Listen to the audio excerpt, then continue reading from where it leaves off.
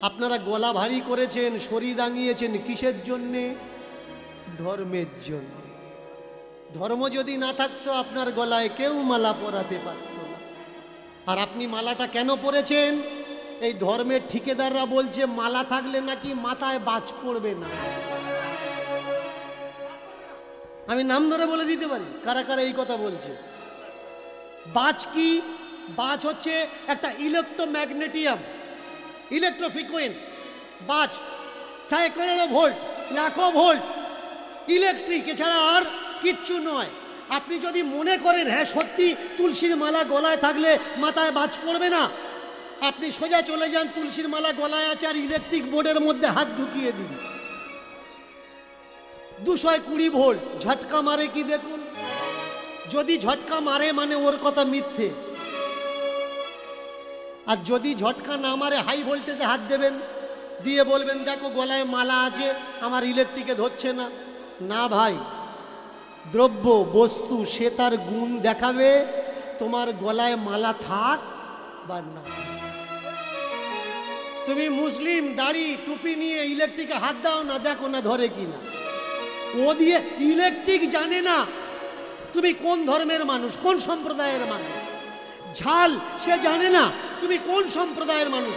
বস্তু দ্রব্য এ তার গুণ দেখাবেই দেখাবে।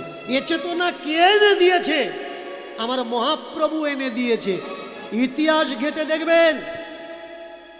আমাকে অনেকে বলে চৈতন্যকে জানতে গেলে কোন কোন বইগুলো পড়বো একটু বলে দিন। যারা সত্য চৈতন্যকে খোঁজ করছেন লিখে রাখুন, চৈতন্য অ্যান্ড হিজ এজ বইটা পড়বেন। মহাপ্রভু মৃত্যুর রহস্য সন্ধানে পড়ে দেখে নেবেন। পড়বেন শৈবাল মিত্রের লেখা গোরা গ্রন্থ, পড়বেন জয়দেবের লেখা, জয়দেব বন্দ্যোপাধ্যায়ের লেখা কাহা গেলে তোমা পাই, পড়ে নেবেন নিখোঁজ গোরা, পড়ে নেবেন উড়িষ্যার অন্ধকার, পড়ে নেবেন হিস্ট্রি অফ উড়িষ্যা। 5-7খানা বইয়ের নাম বললাম, তাহলে আপনার ভিতরে আর প্রশ্ন থাকবে না সত্য চৈতন্য কোনটা আর কাল্পনিক চৈতন্য কোনটা। মহাপ্রভুর পার্ষদ যারা, তারা বলছে মহাপ্রভু সন্ন্যাস নিতে চায়নি, মহাপ্রভুর মা আর বউ দুজনে মিলে মহাপ্রভুকে সন্ন্যাসী হতে বাধ্য করেছে।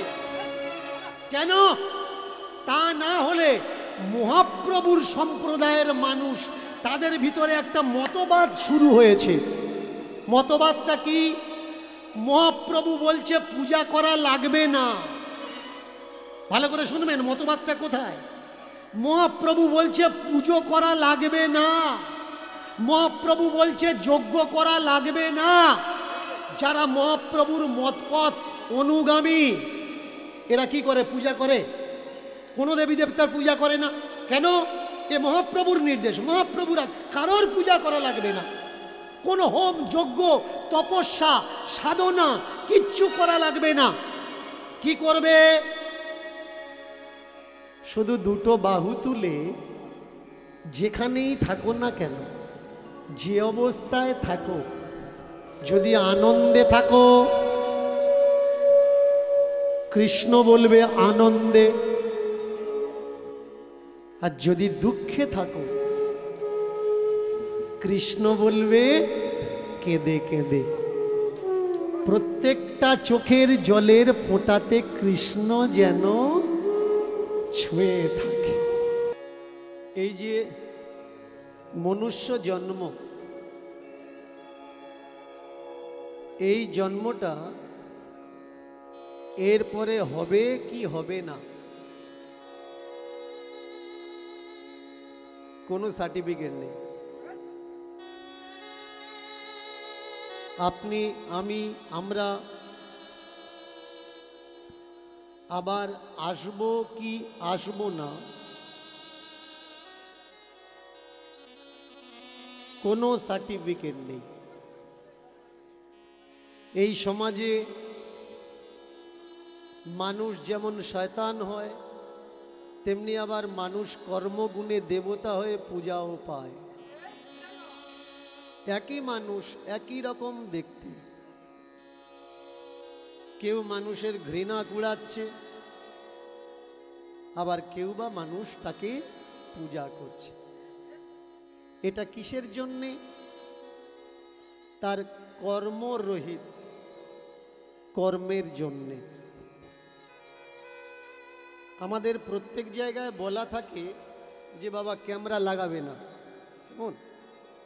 এটা সবাই জানে, আর যারা ক্যামেরা লাগিয়েছে তারাও জানে আমরা কাউকে বসতে দিই না, তবুও লাগিয়েছে, তারা এসছে দূর থেকে। এদের না বসতে দেওয়ার পিছনে কারণ আছে। কারণ ক্যামেরা হচ্ছে থার্ড আইজ, 3 নাম্বার চোখ। যেটা আমাদের সাধারণ চোখে ধরা পড়ে না সেটা ক্যামেরার চোখে ধরা পড়ে। আর এই ক্যামেরার পিছনে একজন ব্যক্তি দাঁড়িয়ে থাকে, তাকে ক্যামেরাম্যান বলা হয়। এই ক্যামেরাম্যান ইচ্ছা করলে পুরো পৃথিবীর হোল পাল্টে দিতে পারে।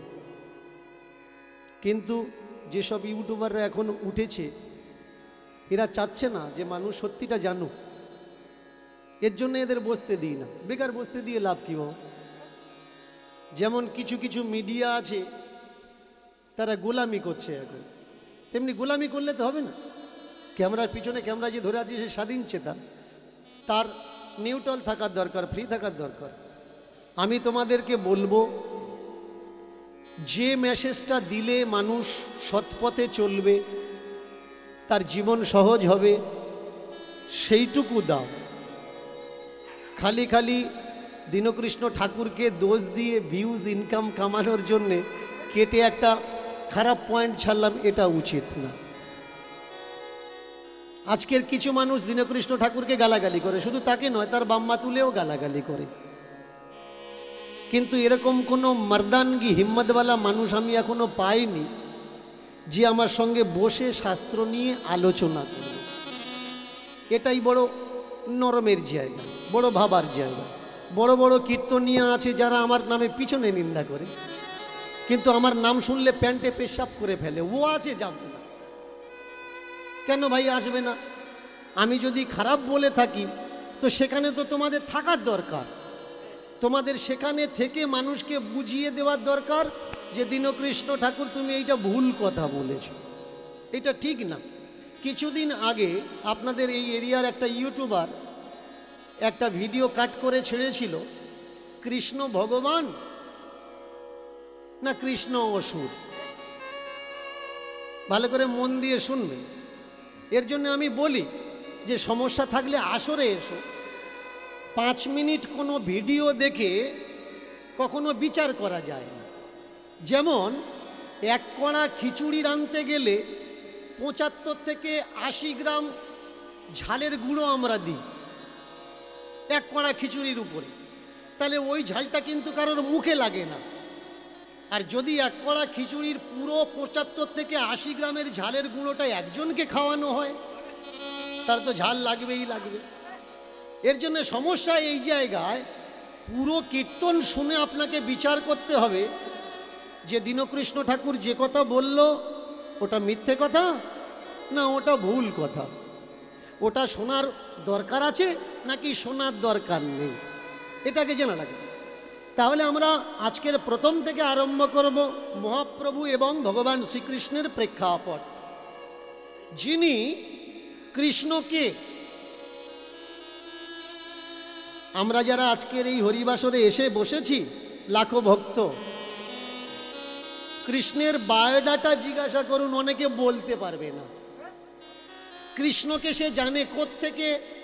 এক তো টিভি সিরিয়াল, নাটক, যাত্রাপালা, আর একটা মহাভারত।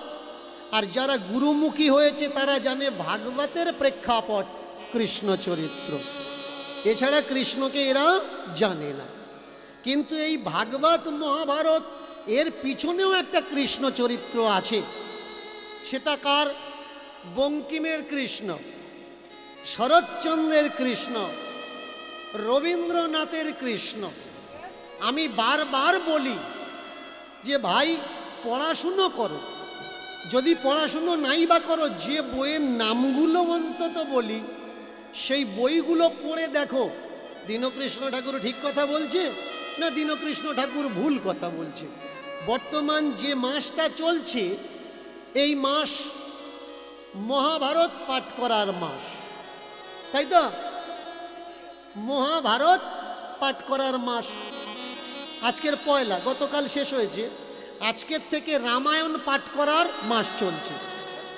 পিছলা মাস চলেছে মহাভারত আর এ মাস চলবে রামায়ণ। তো পিছলা মাসে যে মহাভারত পাঠ চলেছে দামোদর মাস, এই মাসে নগরে নগরে অনেক জায়গায় দেখবেন মায়েরা বাবারা ছোট্ট ছোট্ট ছেলে মেয়েরা নগর কীর্তন দিয়েছে ভোরের বেলা করে উঠে। এদিকে হয়েছে কিনা জানি না, অন্য অন্য জায়গায় হয়েছে। আচ্ছা বলুন, এই কীর্তন দেওয়াটা এটা তো ভালো কথা, ভালো কথা না? কৃষ্ণ নাম বিলানো কত ভালো কথা। কিন্তু একটা জিনিস লক্ষ্য করে আমার কষ্ট লাগে, এই নাম দেওয়াতেও পাটাপাটি। এই দিকে হয় কিনা জানি না, অনেক জায়গায় হয়েছে, আমি দেখেছি। आंखों देखी हाल मैं बता रहा हूं, किसी से सुनकर मैं नहीं बता रहा हूं। কীর্তন দিতে যাচ্ছে, আজকে যে টিমটা ছিল সামনের বছর ওই টিমটা আর নেই। কই রে, তোদের সঙ্গে ওই দিদিমাটা ছিল বললে এবছর নেই, পার্টি চেঞ্জ হয়ে গেছে। ঠাকুরের নামের ভিতরে পার্টি হবে কেন? এইটা তো আমি বুঝতে পারলাম। পার্টি হওয়ার পিছনে কারণ কি? দৃষ্টান্ত মহাভারত। মহাভারতে কটা পার্টি? 3টা পার্টি। একটা পাল্লা, ডান দিক বাঁ দিক আর মাঝখানের দিক। কম হয়েছে না বেশি হয়েছে আমরা বুঝবো কি করে? মাঝখানের যে কাঁটাটা আছে সেটা যেদিকে হিলবে ওদিকে বেশি, বাঁদিকে হিললে বাঁদিকে বেশি, ডান দিকে হিললে ডান দিকে। একটা পাল্লায় 3টে পার্টি, আর একটা মহাভারতে কটা পার্টি? 3টে পার্টি। একটা কুরুক্ষেত্র, আর সেই কুরুক্ষেত্রে একটা কুরু বংশ আর একটা যদু বংশ। তাহলে পাণ্ডু আর কুরু, আর একটাকে যদু। এই যদু বংশের যিনি নেতৃত্ব দিয়েছিলেন সিনিকে ভগবান শ্রীকৃষ্ণ। ইনি হচ্ছেন পাল্লার কাঁটা, যেদিকে হিলে আছে সেই দিকটা বেশি। এবারে বলুন, ভগবান শ্রীকৃষ্ণ যুদ্ধের আগে কথা দিয়েছিলেন যে আমি যুদ্ধ করব না, যুদ্ধে ইনভলভ থাকবো না, অস্ত্র ধরবো না। কথা রাখতে পেরেছে কি? কথা রাখতে পারে? শুধু তাই নয়, আমরা রামায়ণ আমরা মহাভারত পড়ি, কিন্তু গল্পের সারমর্মটা আমরা কেউ নেওয়ার চেষ্টা করি না। এই দেখুন রামায়ণের প্রেক্ষাপট, রামকে, রাম ব্রহ্মা সনাতন, ব্রহ্মের স্বরূপ রামচন্দ্র। তাহলে রাম যদি ব্রহ্ম হলো, বলুন তো রামের নিজের ভাই, ছোট ভাই বুকে যখন শক্তিশাল লাগলো, রাম সর্বাগ্রে কি করেছে? রাম তো হাত দিলে ঠিক হয়ে যেতে হতো না? যার ছোঁয়াতে শিলা ভাসে তার স্পর্শে কখনো লক্ষণ মরবে, এ কথা মানা যায়। কিন্তু তিনি কি করেছেন? সর্বপ্রথম তিনি বললেন ডাক্তার ডাকো। যে ব্রহ্ম সনাতন তিনি বলছেন অসুবিধা হয়েছে, রোগ এসেছে, ব্যাধি এসেছে, ডাক্তার ডাকো। কোন ডাক্তার ডাকা হলো? রাবণের প্রাইভেট ডাক্তার, যে শুধুমাত্র রাবণের ফ্যামিলিকে ট্রিটমেন্ট করত। নাম কি? সুসেন বৈদ্য। তাহলে দেখুন ধর্মগ্রন্থ থেকে আমরা কি শিখব? ধর্মগ্রন্থের সারটুকু আমরা নেব। ডাকলো কাকে? ওর সঙ্গে মিলল না, কিন্তু ডাকবো আমরা তাকে, ডাক্তারকে। ভগবান সে বলল না যে আমি হাত বুলিয়ে দেবো ঠিক হয়ে যাবে। সে বলল আমি ভগবান হতে পারি, কিন্তু যেখানে যার প্রয়োজন তাকে ডাকা লাগবে। এখন শক্তিশাল লেগেছে, এই জায়গায় ভগবানের কাজ নেই, ডাক্তারের কাজ। কিন্তু এখনকার বেশিরভাগই গুরুদেবেরা কি বলছে, আপনি কাঁদছেন বাবা আমার অসুখ, সে বলছে ভগবানের ওপরে বিশ্বাস করে ঘটের জল খা, ঠিক হয়ে যাবে। যে ভগবান সে বলছে ডাক্তার দেখাও, আর গুরুদেব কি বলছে ঘটের জল খাও, ভগবানের উপরে বিশ্বাস রাখো। কিন্তু ভগবানের কথা বললেন, ডাক দিলেন কাকে? সুসেন বৈদ্যকে। সুসেন বৈদ্যকে রাবণের প্রাইভেট ডাক্তার, রাবণের। সুসেন এসে আজে বাজে ওষুধ দিয়ে রুগীটাকে তো মেরে দিতে পারত, যে রাবণের শত্রু, তাহলে এদের বাঁচানোর দরকার না, মেরে দেওয়ার দরকার। তো ডাক্তারের ধর্ম কি? রুগী যে কেউ হোক তাকে সুস্থ করে জীবন দান করা, একে বলে ধর্ম। মহাভারত পিছলা মাসে আমরা পড়লাম, লক্ষ্য করেছেন মহাভারতের যেসব প্রেক্ষাপটগুলো রাখা উচিত নয়, তার জন্যে আমার লড়াই। নৈমিষারণ্যের বড় বড় আচার্যদের সঙ্গে আমার মিটিং হয়েছে, জানিয়ে রাখি আপনাদের। তারা আমাকে বলেছে বাবা আমাদেরকে 15টা বছর সময় দিন, আমরা ধর্মকে আপডেট করে দেব, ধর্মগ্রন্থ আপডেট করে দেব। আজে বাজে জিনিসগুলো আমরা রাখবো না, বাজে জিনিসগুলো আমরা বাদ দিয়ে ভালো জিনিসগুলো ধর্মে গ্রন্থের মধ্যে থাকবে। বাজে জিনিস কোনটা আপনি আমাকে বলতে পারেন যে আপনার চোখে শুধু বাজে জিনিসগুলো পড়ে, ভালো জিনিসগুলো পড়ে? বাজে জিনিস কোনটা ভালো করে মন দিয়ে শুনুন। অনেকে নিজেকে পৌণ্ড ক্ষত্রিয় বলে দাবি করে। জিজ্ঞাসা করবেন আপনি কাস্ট কি আপনার, সে বলে দেবে আমার কাস্ট হচ্ছে পৌণ্ড ক্ষত্রিয়। অনেকে এখানে খুঁজলেও পাওয়া যাবে। এবার তাকে জিজ্ঞাসা করুন আপনার এই জাত পৌণ্ড ক্ষত্রিয়ের জাত জন্ম হয়েছে কিভাবে? অনেকে হয়তো বলতে পারবে না, আমি বলে দিচ্ছি পৌণ্ড ক্ষত্রিয় জন্ম কিভাবে হয়েছে। পৌণ্ড ক্ষত্রিয় যিনি বিশ্বামিত্র, তপস্বী বিশ্বামিত্র, আর একাধারে তপস্বী পরশুরাম, এই দুই চরিত্র আমরা বড় ভয়ঙ্কর পাই। পরশুরামের মা জলান্তে গিয়ে হাজার বাহুকে দেখে বিলম্ব হয়েছে, এই অপরাধে পরশুরামের বাবা আদেশ করেছে, যমদগ্নি আদেশ করেছে ওর মাথাটা কেটে ফেলো, ও দুশ্চরিত্র। কেন না যতক্ষণে আসার দরকার ছিল অতক্ষণে আসেনি। 3 ছেলে পারল না, ছোট্ট ছেলে মাথাটা কেটে ধর থেকে আলাদা করে দিল কুঠার দ্বারা। কেটে দেওয়ার পরে তিনি জানতে চাইলেন মায়ের অপরাধ কি। সার্ভে করে খোঁজ নিয়ে দেখলেন ক্ষত্রিয়ের জন্যে আমার মায়ের এই দশা, আমার হাতে মায়ের প্রাণ গেছে। তাহলে পৃথিবীতে যদি ক্ষত্রিয় না থাকতো আমার মা মরতো না। এর জন্য পৃথিবীতে ক্ষত্রিয় আমি রাখবো না। করলেন কি? 21 বার মানে 21 বার পৃথিবীকে নিষ্ক্ষত্রিয় করলেন। বড় চমৎকার কথা। যদি পুরোপুরি শেষ হয়ে যায় প্রথমবারে, তাহলে দ্বিতীয়বার আবার ক্ষত্রিয় আসলো কিভাবে? এটা তো ক্যালকুলেশন করতে হবে, লাগাতে হবে। কিন্তু মহাভারত বলছে 21 বার ব্রাহ্মণ পুত্র ক্ষত্রিয় বিনাশ করল। এইভাবে ক্ষত্রিয়দের ঘরের বউ স্ত্রীগণ তারা কোথায় গেলেন? কামনা চরিতার্থের জন্যে তারা গেলেন ব্রাহ্মণদের ঘরে। ব্রাহ্মণের ঔরসে আর ক্ষত্রাণীর গর্ভে পৌণ্ড ক্ষত্রিয়ের জন্ম।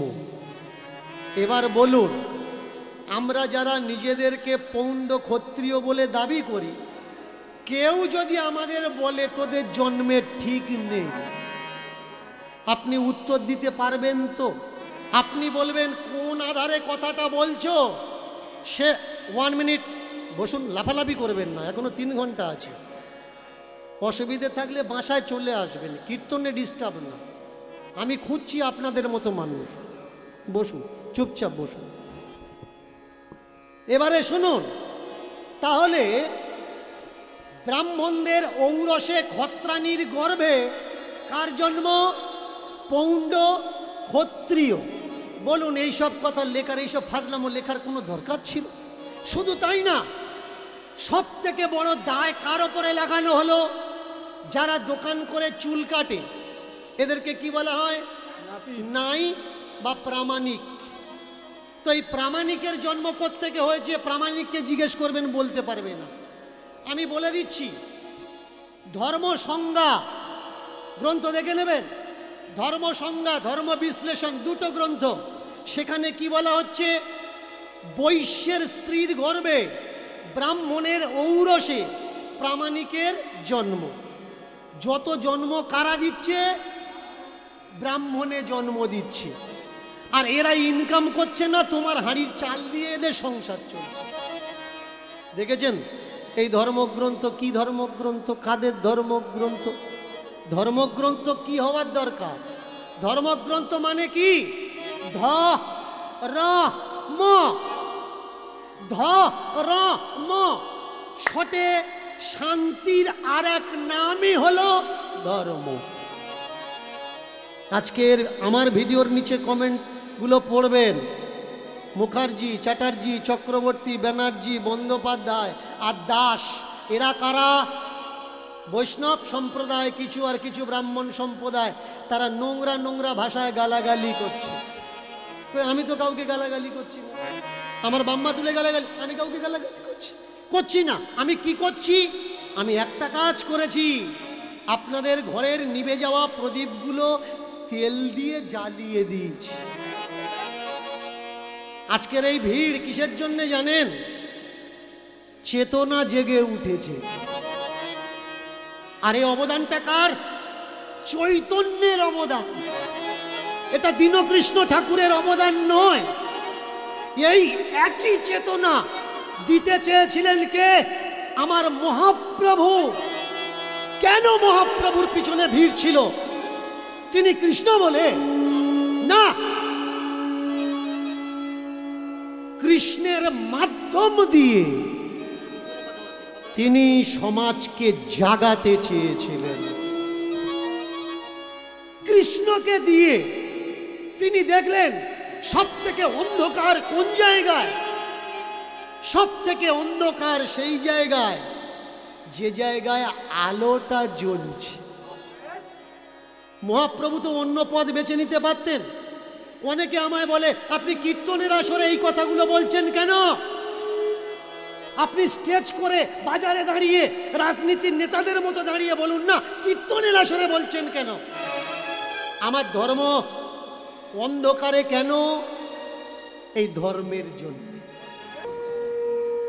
কৃষ্ণকে বলো, আমি তো ওদের মতো ডাকতে পারিনি ঠাকুর। হাজার হাজার বছর পরমায়ু ওদের ছিল, আমাদের অতটা পরমায়ু নেই, স্বল্প পরমায়ু আমাদের। অন্নগত প্রাণ, ভাত না খেলে আমরা বাঁচবো না দুটো বেলা। পেটের জোগাড় করব, ভাতের চিন্তা করব, নাকি তোমার চিন্তা করব ঠাকুর? তাই জানি না প্রক্রিয়া কি, তোমাকে কিভাবে ডাকবো। আজকের কেঁদে কেঁদে চোখের জলে আমি তোমায় ডাকছি ঠাকুর।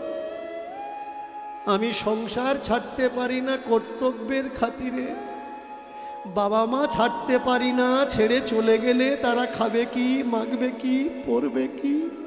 তাই তোমার দুঃখের দিনে ডাকছি ঠাকুর। এখন নাইবা আসলে তুমি শেষ দিনে একবার অন্তত এসো।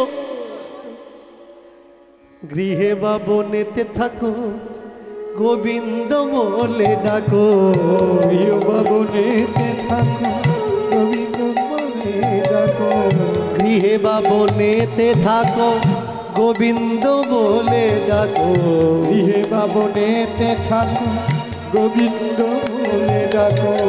গোবিন্দ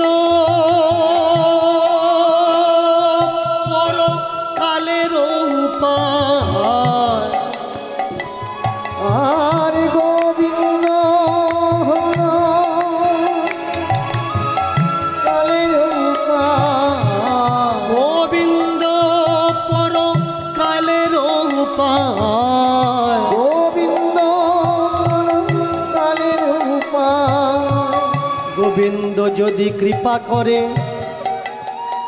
ইষ্ট তারি ধরে। গোবিন্দ আর গোবিন্দ যদি কৃপা করে কৃষ্ণ তারি ধরে। গোবিন্দ যদি কৃপা করে ইষ্ট তারে ধরে। গোবিন্দ যদি কৃপা করে কৃষ্ণ তারি ধরে। গোবিন্দ বিনা গতি নাহি আর,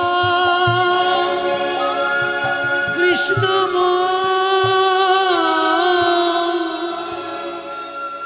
কৃষ্ণ প্রাণ কৃষ্ণ আমার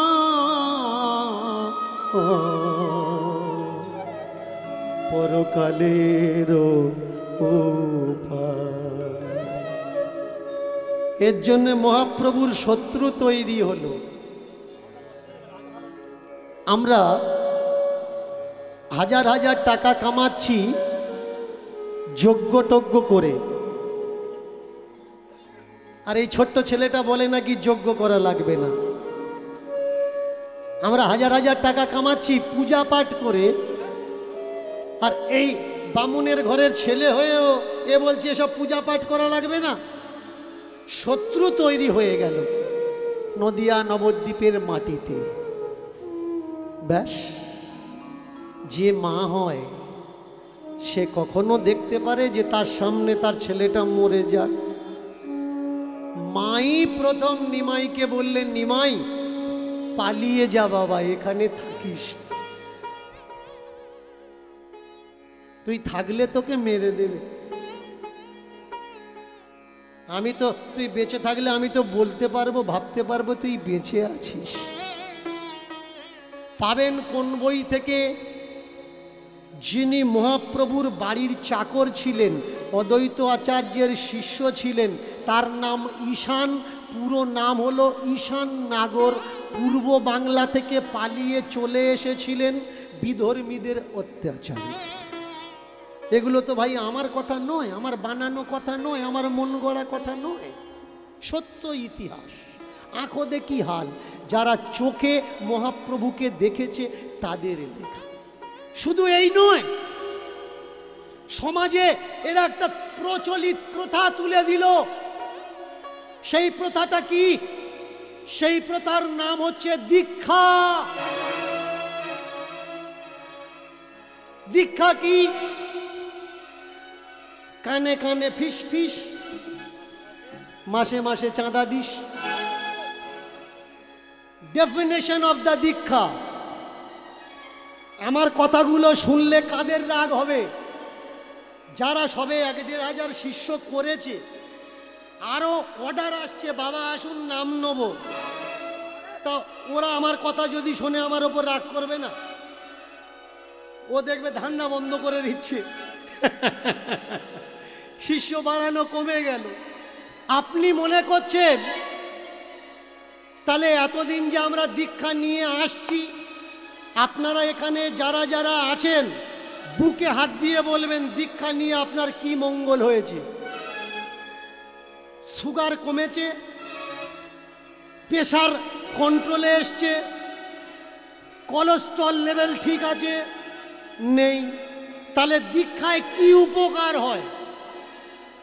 মায়েরা, বাবারা যারা দূর দূর থেকে এসেছেন, কমিটির থেকে আমার অনুরোধ আছে, বাবা আপনি গণ্ডগোলে শিল্পী, অনেকে আপনার উপরে একটু কুমন্তব্য রাখে, আপনি পালা করবেন।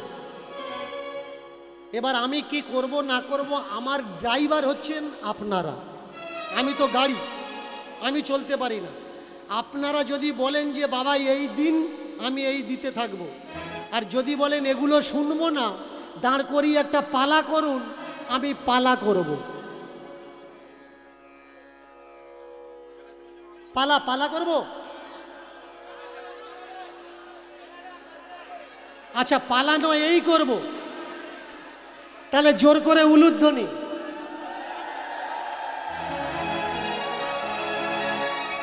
আচ্ছা দুজনের কথা থাক, কেমন? দুজনের কথা থাক, পালার মাধ্যম দিয়ে এই সব করি। তাহলে যারা পালা ভালোবাসে তাদের কাছে পালা থাকলো, আর যারা সত্যকে ভালোবাসে তাদের প্রতি এইসব থাকলো, সব থেকে ভালো হবে। মাঝখান দিয়ে আমরা চলবো, এর জমি নামবো না, ওর জমি নামবো না, আলের ওপর থেকে যাব, তাহলে কারোর গায়ে আর রাগ হবে। আজকের যে পালাটা করব সেই পালার তত্ত্ব থাকবে সত্যি কি দীক্ষা নেওয়ার দরকার। অনেকের বাম্মা দেখবেন তার গুরুদেবের কাছে বলে যে আমার ছেলেটা বাবা এমএ পড়ছে, কারোর কথা শোনে না। গুরুদেব আগে বলে দেয় দীক্ষা দিয়েছিস, যে যার ধান্দায় সেই তার, ওর জ্বালায় ও মরছে, ও ছেলে মেয়ে বাম্মার কথা শুনছে না। গুরুদেবের কাছে আর্জি রেখেছে, গুরুদেব তো কিছু তো বলবে। গুরুদেব দীক্ষা নিয়েছিস না বাবা, বলে তাহলে হবে না, দীক্ষা দে তবে তো জানবি। আচ্ছা, ওই সকালবেলা যখন আসছিলাম আমার এক ছোট ভাই গান করছিল, বলছিল পেটে বাচ্চা থাকলে যদি পাঁটার মাংস খায় তাহলে ও নাকি পাঁটা হবে।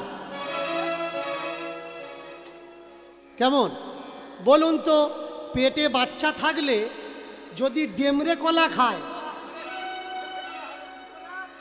তাহলে কতগুলো দানা হবে? মানে ওর নলেজে যা খাবে তাই হবে, এটা কিন্তু আগে বোঝা লাগবে। তাহলে আজকের সমাজে বর্তমান যুগে সত্যি কি দীক্ষার প্রয়োজন আছে, তার উপরে বেশ করে আজকের লীলা কীর্তন। কীর্তনের নাম কালে খাঁ, ভালো করে শুনবেন। কীর্তনের নাম কালে খাঁ। অনেক কীর্তনীয় আমায় বলে ও যে পালাগুলো করে আমরা 14 পুরুষই শুনিনি। তা তোমার 14 পুরুষ যদি ভক্তদের খোঁজ না রাখে দোষটা কি আমার? পড়াশুনো করবে তাই তো জানতে পারবে। পড়ে নিও। রাজস্থান করৌলিতে মদন মোহনের মন্দির আছে। মদন মোহনের মন্দির, ভালো করে মন দিয়ে শুনবেন। রাজস্থান করৌলিতে মদন মোহনের মন্দির আছে। আর এই মদন মোহনের মন্দিরে আরতি যখন হয়, এই আরতিতে কালে খাঁর গুণগান করা হয়। খাঁ মানে বুঝতে পারছেন নিশ্চয়ই কোনো ব্রাহ্মণ বা ক্ষত্রিয় বৈশ্য না। খাঁ মানে কে? এ মুসলমান। তাহলে মুসলমান হয়ে ঠাকুরের আরতির সময় তার গুণগান কেন করা হবে? এ বড় চমৎকার। আগে আমরা জেনে নিই করলিতে এই যে রাধা মদন মোহনের মন্দির, এই রাধা মদন মোহন পৌঁছালো কি করে? সত্যযুগ রাজা অম্বরীশ, ভালো করে শুনবেন। সত্যযুগ রাজা অম্বরীশ মদন মোহনের মূর্তি স্বয়ং ব্রহ্ম থেকে পেয়েছেন, পূজা করতেন। এক একটা যুগ চলে গেছে, হিংসার দরুনে কখনো মূর্তি জলে লুকিয়ে রাখা হয়েছে, কখনো মাটিতে লুকিয়ে রাখা হয়েছে। এইভাবে এক একটা যুগ চলে গেছে। এখন এসেছে কলৌ যুগ। বিধর্মীদের অত্যাচারে মূর্তি লুকিয়ে রাখা হয়েছে মাটির ভিতরে।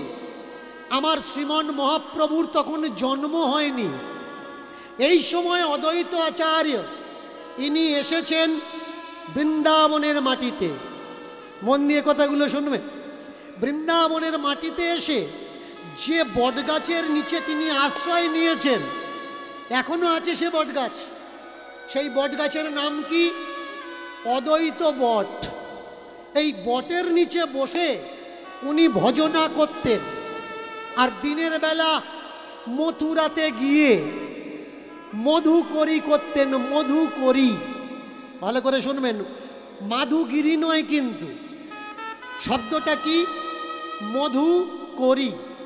করে মধু মানে অমৃত নেওয়াকে, ভিক্ষা নেওয়াকে মধুকরী বলা হয়।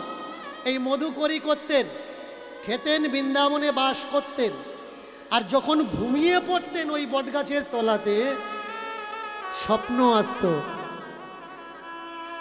এই আমাকে তোল, আমাকে ওঠা। আমরা যখন স্বপ্ন দেখি কি মনে করি? প্রথম প্রথম মনে করি এটা স্বপ্ন, কিন্তু দ্বিতীয় দিন যদি আবার দেখি, তৃতীয় দিন যদি আবার দেখি, চতুর্থ, পঞ্চম, ষষ্ঠ, সপ্তম যদি দেখতেই থাকি একই স্বপ্ন, তার মানে কিছু না কিছু ব্যাপার আছে। স্বপ্নের সূত্র কি? স্বপ্নের সূত্র, আমরা এক স্বপ্ন বারবার কোনোদিন দেখি না। আরেকটা মজার ব্যাপার, স্বপ্ন দেখতে দেখতে আমরা ঘুম ভেঙে গেল আমাদের, বাইরের থেকে বাথরুম করে এসে আবার যখন শুই, তার পরের থেকে কিন্তু স্বপ্ন স্টার্ট হয় না। ওটা হতে পারে, আবার অন্য স্বপ্ন আসতে পারে। একটু আগে দেখছিলাম ভালো ভালো খাচ্ছি, পরে আবার বাথরুম থেকে এসে যখন ঘুমালাম দেখছি কেউ যেন আমাকে দাবড়াচ্ছে। দুটো স্বপ্নের ভিতরে কোনো কম্বিনেশন নেই। যাও কিছু আসতে পারে, কিন্তু অদ্বৈতাচার্য ইনি দেখছেন বহুদিন ধরে একই স্বপ্ন। কেউ যেন মাটির নিচ থেকে বলছে, আমাকে তোল, আমাকে তোল, আমাকে তোল। স্বপ্নের ঘোরে আচার্য জিজ্ঞাসা করছে, কে কে কে কে গো তুমি ডাকো বারে বারে, কে গো তুমি ডাকো বারে বারে, কোন জানায় আছো তুমি জানি না তো হায়, জানি না তো হায়। কোন জানায় আছো তুমি জানি না তো হায়, জানি না তো হায়। না না না না না না না না না না না না না, কোন জানায় আছো তুমি জানি না তো হায়, জানি না তো হায়। কোন জানায় আছো তুমি জানি না তো হায়, জানি না তো হায়। কে তুমি ডাকো আমায়, বলো আছো কোথায়, বলো আছো কোথায়, বলো আছো কোথায়, বলো আছো কে?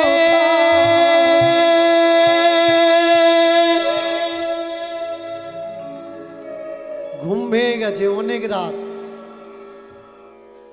জেগে উঠেছে, অন্ধকার। এখন যারা বৃন্দাবনে গেছেন, বৃন্দাবন সে বৃন্দাবন আর নেই, অনেক পরিবর্তন। এখন গেলে বাবলা কাঁটা দেখতে পাবেন, কিন্তু তৎকালীন সময়ের বৃন্দাবনের প্রেক্ষাপট এত ভয়ঙ্কর ছিল, বিষধর সাপ, হিংস্র জন্তু জানোয়ারের নিবাস ছিল। বৃন্দাবনে সেই যেত যার বাঁচা দিয়ে আর ইচ্ছা ছিল না, হয় মৃত্যুকে পাবো না হলে গোবিন্দকে পাবো, দুটো রাস্তা। উঠে জেগে দেখছে কে? এবার মাটির ভিতর থেকে আওয়াজ আসছে, এখানে এখানে এখানে এখানে এখানে। কই? কোথায় তুমি? কোথায় কোথায় কোথায় কোথায় তুমি? এক জায়গার বালি থরথর থরথর থরথর করে কাঁপছে। সেই বালিটা হাত দিয়ে সরিয়ে সরিয়ে কি যেন একটা শক্ত মতো হাতে ঠেকলো। কি এটা? আবার বালি সরিয়ে সরিয়ে একেবারে এত বড় মদন মোহনের মূর্তি বেরিয়ে এলো। চমৎকার কি জানেন? আজকের যে মানুষ আমরা রাধা নামে পাগল, অদ্বৈত আচার্যের সময়কাল একটু পিছনের দিকে গেলে চণ্ডীদাস পর্যন্ত দেখা যায় রাধার প্রসঙ্গ ছিল না। আজকের যে কৃষ্ণর পাশে যে রাধাকে বসিয়ে আমরা পূজা অর্চনা করছি, গোটা বৃন্দাবনের মাটিতে কৃষ্ণের পাশে রাধা প্রতিমূর্তি ছিল। এই রাধা প্রতিমূর্তি আসলো কিভাবে? ভালো করে শুনে রাখবেন, মনে রাখবেন কথাগুলো। নিত্যানন্দের দুই স্ত্রী জাহ্নবা আর বসুধা, সূর্য সার্কেল, দুই কন্যা জাহ্নবা আর বসুধা। এই জাহ্নবা আর বসুধা দুই স্ত্রী, এরা দুই বোন, বড় বোন আর ছোট বোন। এইবার এই নিত্যানন্দের স্ত্রী যেদিন বৃন্দাবনে আসলেন, নিত্যানন্দের স্ত্রী প্রথমে রাধা মূর্তি তৈরি করিয়ে কৃষ্ণের পাশে দাঁড়িয়ে প্রতিষ্ঠা করলেন। এই হলো রাধার ইতিহাস। আগে জানা লাগবে। তাকিয়ে দেখুন, একখানা মূর্তি উঠেছে মদন মোহন, চতুর্দিকে পরিচিত হয়ে গেল যে কোত্থেকে, শান্তিপুর, নবদ্বীপের শান্তিপুর, নদিয়ার শান্তিপুর থেকে এক বাবাজি এসছে, আধোড়া আদমরা বুড়ো বাবাজি, আর তার হাতে একখানি মূর্তি উঠেছে স্বপ্ন আদেশ করে। মথুরার চতুর্বেদী ব্রাহ্মণ খবরটা পেয়ে এসে করজোড় করে দাঁড়ালেন, আচার্যদেব আপনি আমার গুরু হবেন, আমাকে দীক্ষা দেবেন, শিষ্যত্বের অধিকার দেবেন। গুরু আচার্য শিষ্য করলেন। আর ওই বৃন্দাবন ত্যাগ দেওয়ার প্রাককালে এই মদনমোহন মূর্তিকে ওই চতুর্বেদী ব্রাহ্মণের হাতে তুলে দিয়ে আসলেন নিত্য নৈমিত্তিক পূজা অর্চনার জন্য। বৃন্দাবন থেকে উঠলো, আসলো কোথায়? মথুরা। এর জন্যে এখনো পর্যন্ত এদিক থেকে যখন আপনি বৃন্দাবন যাওয়ার জন্য যাবেন, আগে কিন্তু আপনার মথুরাতে নামা লাগে। কেন? এটা মদনমোহন স্টপেজ। মথুরাতে আগে আপনার পদার্পণ, তারপর বৃন্দাবনের দিকে গমন। এইবার বহু সময় কেটে যায়, নিমায়ের জন্ম হয়, চতুর্দিকে প্রচার চলতে থাকে।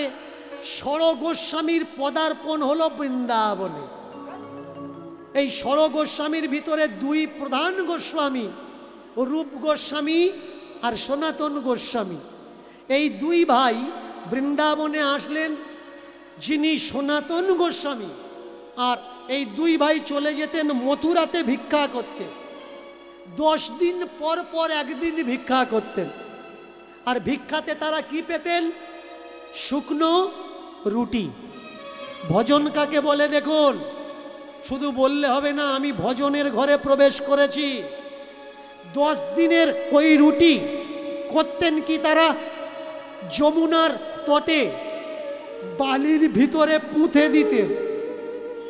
দিনে একটা করে রুটি বের করতেন, যমুনার জল আর ওই শুকনো রুটি টুকরো টুকরো করে কেটে ভিজিয়ে ভালো করে চটকে নিতেন। এই হতো তাদের মূল আহার। কানে খবর পেল একদিন যে অদ্বৈত আচার্য এসেছিলেন, তার হাতে মদনমোহন উঠেছে, আর মথুরার কোনো এক চতুর্বেদী পরিবারে সেই মূর্তি রাখা আছে। দর্শনের লোভ আসলো ভক্তকে। ভক্ত বড় লোভী, যে লোভী হয় সে ভক্ত হয়। কিসের লোভ? ধন দৌলতের লোভ না, ভগবত দর্শনের লোভ। কোথায় ভগবত প্রেম আছে, ভগবত আছে, সেই দর্শনের লোভ। ছুটলো কোথায়? মথুরার দিকে। ওই চতুর্বেদীর বাড়ির সামনে দাঁড়িয়ে প্রার্থনা করত, খুলে যা, খুলে যা, খুলে যা। প্রার্থনা, যা যা যা যা, খুলে যা।